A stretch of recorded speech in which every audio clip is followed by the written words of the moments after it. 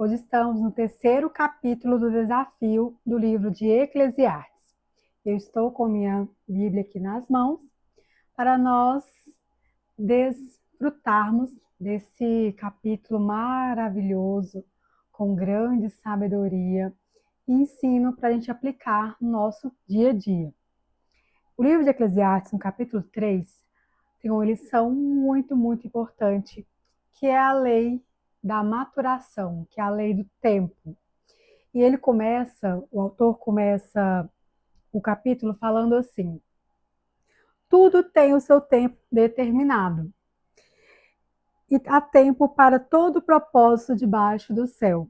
Há tempo de nascer e tempo de morrer, tempo de plantar e tempo de arrancar o que plantou, tempo de matar e tempo de curar, tempo de derribar e tempo de edificar, tempo de chorar e tempo de rir, tempo de prantear e tempo de saltar de alegria, tempo de espalhar pedras e tempo de ajuntar pedras, tempo de abraçar e tempo de afastar-se de abraçar, tempo de buscar e tempo de perder, tempo de guardar e tempo de deitar fora, tempo de estar calado e tempo de falar, tempo de amar, tempo de aborrecer, tempo de guerra e tempo de paz.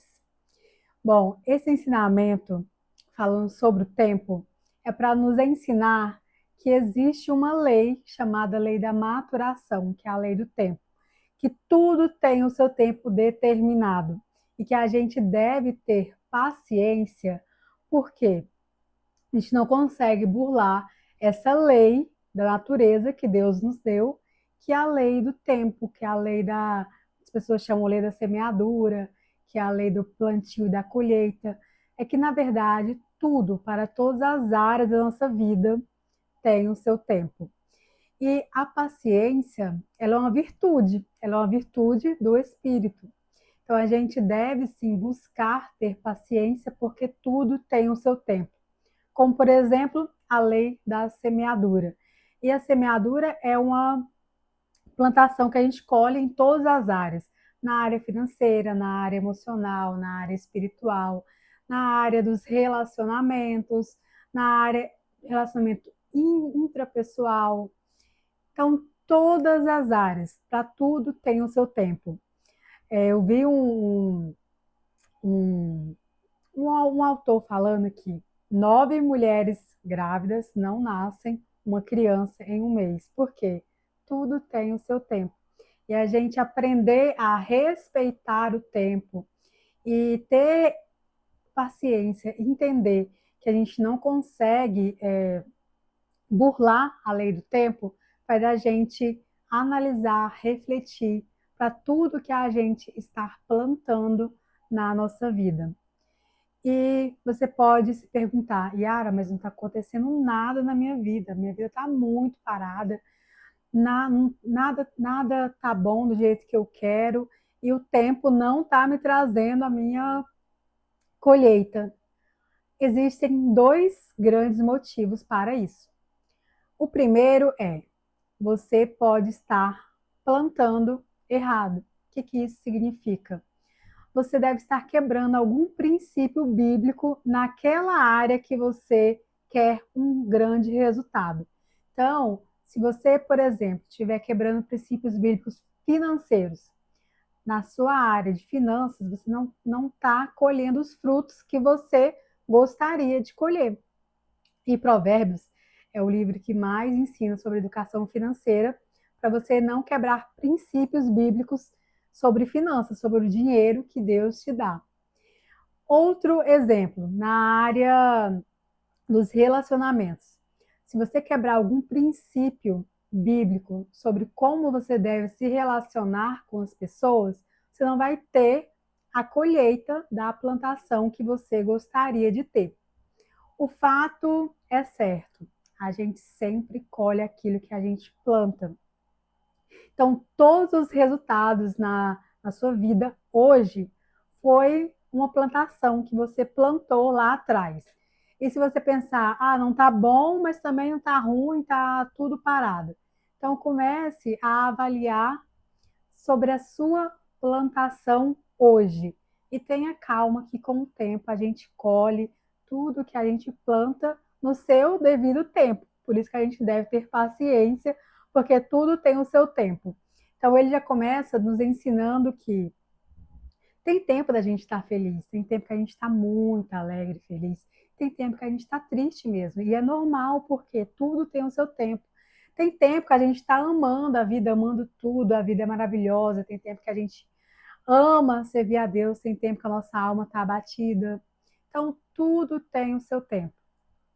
Um conselho de sabedoria que eu dou para vocês é você cuidar bem da sua alma também, porque isso é uma boa plantação. Ao invés de você tentar se auto-martirizar, tentar ganhar as coisas por esforço próprio, trate a sua alma com carinho, converse com a sua alma com amor, com respeito. Como Davi, quando ele estava triste, abatido, ele conversou com a própria alma dele. Ele falou: Por que te abates, ó minha alma? Por que te perturbas dentro de mim? Espera em Deus, pois ainda o louvarei. Então, trate com carinho na plantação, no seu relacionamento com você mesmo, com a sua própria alma. A nossa alma, ela está o tempo inteiro em guerra, na luta contra a carne e o espírito. Ela está ali no meio. Ela está o tempo inteiro sofrendo com os desejos da carne contra os desejos do espírito. A gente se tratar bem, se tratar com amor, conversar com a sua alma, que é conversar com você mesmo, de uma forma amigável, como se estivesse conversando com um melhor amigo. Isso você vai colher os frutos com o tempo de você não ficar com a alma tão perturbada, tão sofrida, tão abatida, que é as nossas emoções, os nossos sentimentos. Então, na plantação do relacionamento com você mesmo, cuide bem da sua alma, cuide bem do relacionamento com você mesmo e em todas as áreas da vida, nas áreas dos seus relacionamentos, na área da financeira, na área, todas as áreas, relacionamento com Deus também, que é o mais importante de todos. Cuide bem. Tem um provérbio que fala assim: cuide bem da sua figueira e você terá figos para comer. Trate bem o seu patrão e você será recompensado.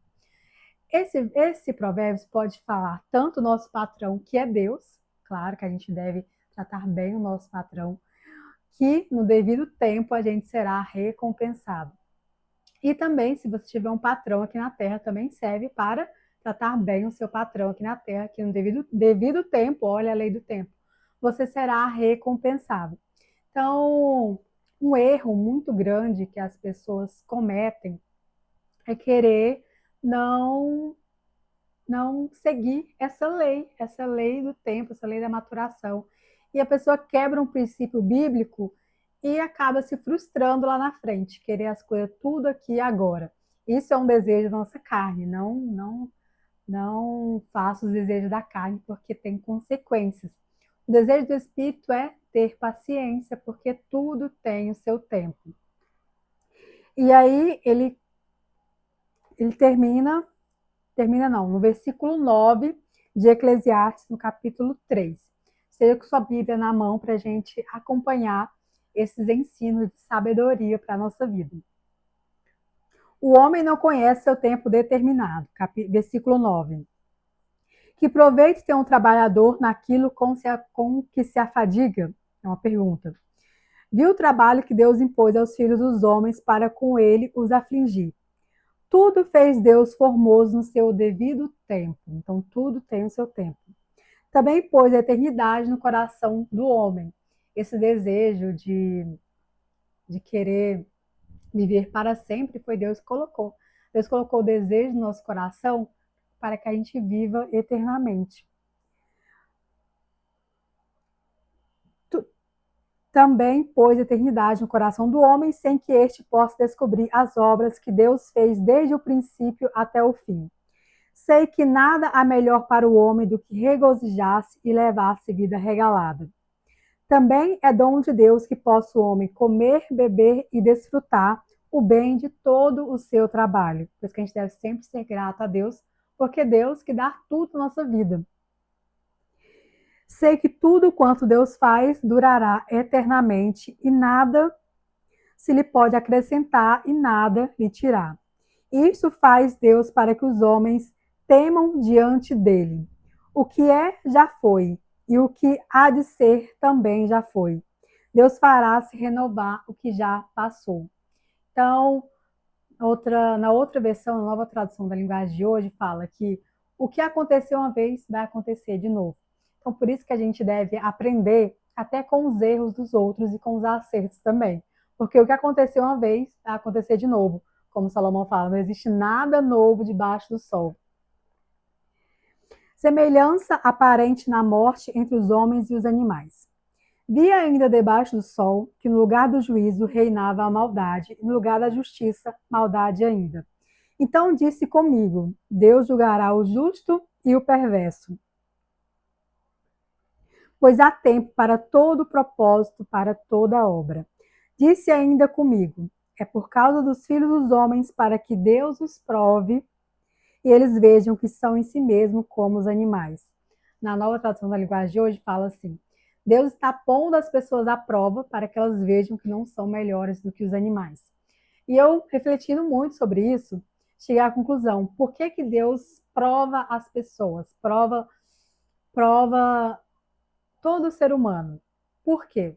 Deus prova a gente não para que ele saiba se a gente ama ele de verdade ou o tamanho da nossa fé. Deus não prova a nossa fé, porque Deus sabe todas as coisas. A fé vem dele, a fé vem de Deus.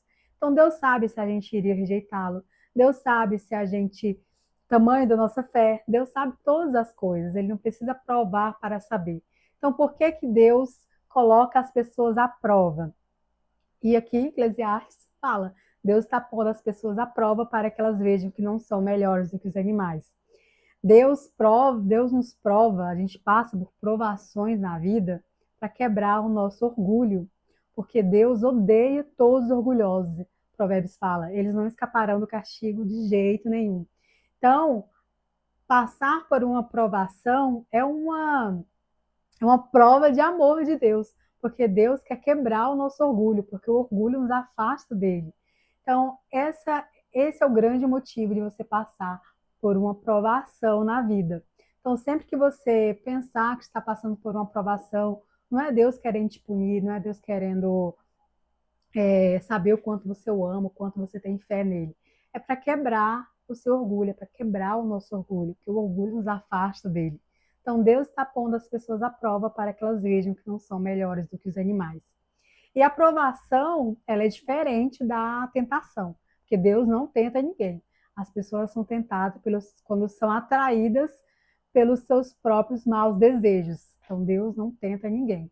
Agora, Deus prova, que é diferente. A provação é quando você tem um desejo, até um desejo bom no coração, mas Deus faz com que você passe por uma prova, para que você quebre seu orgulho, porque tudo está nas mãos dele, a gente não tem controle de nada. Como, por exemplo, a aprovação de Ana, que ela queria muito ter um filho. Então, até ela se humilhou perante Deus, ela falou assim: dai-me filho, se não morro. Aquilo foi uma aprovação para ela, ela não tinha controle ela não de ter um filho, só Deus poderia dar um filho para ela. E Deus, no devido tempo, olha a lei do tempo, deu um filho para ela, que foi Samuel. Então, todas as provações, Pedro passou por uma grande provação, que ele negou Jesus 3 vezes, mas se arrependeu amargamente.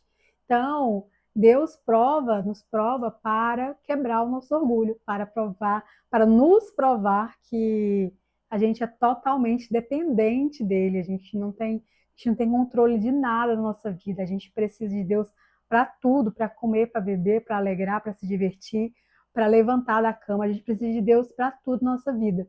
Então a gente tem que ser grata a Ele, ter paciência, que no devido tempo a gente vai ter os frutos da nossa plantação. Então, Salomão, ele termina o livro de Eclesiastes falando assim: é tudo ilusão, é tudo ilusão. Termina esse capítulo de Eclesiastes, capítulo 3, falando assim: então eu percebi, pelo que vi, não há coisa melhor do que alegrar-se o homem nas suas obras, porque essa é a sua recompensa. quem o fará voltar para ver o que será depois dele? Então, ele fala assim: a única recompensa que a gente tem na vida é ter prazer no nosso trabalho. É essa recompensa que o ser humano tem. Por isso que muitas pessoas que não têm essa sabedoria de saber que tudo é ilusão, o único prazer, recompensa que a gente tem na vida é ter prazer nas nossas obras. Então elas vivem se anestesiando na vida, buscando vícios, buscando prazeres rápidos, porque odeiam o que fazem, odeiam o seu trabalho, odeiam a sua rotina, odeiam as suas obras em si. Então, quando a gente tem esse conhecimento que o único prazer que a gente tem na vida é ter prazer na nossa obra, no nosso trabalho, a gente começa a perceber: será que o que eu estou fazendo, o meu trabalho mesmo, pode até não ser errado, mas será que o que eu estou fazendo é da vontade de Deus? Será que essa é a vontade de Deus para a minha vida? Porque se você não tem prazer no seu trabalho, se você odeia o que você faz, provavelmente a grande chance é que não é a vontade de Deus para a sua vida. Então, por isso que você não gosta do seu trabalho. Porque se fosse da vontade de Deus, você amaria o que você faz. E pense bem, a única recompensa, o único prazer que a gente tem na vida, que a gente leva para o resto da vida, é ter prazer nas nossas obras. O trabalho, ele não deve ser um fardo, um sacrifício, porque a gente deve sim ter prazer no nosso trabalho, que essa é a nossa recompensa que Deus nos dá. Porque tudo que Deus faz é bom. Então, avalie se você ama o que você faz, porque essa será a sua recompensa, porque no final tudo é vaidade, como Salomão falou. Então, os ensinamentos que a gente tem desse capítulo é: tenha paciência, porque tudo tem o seu tempo.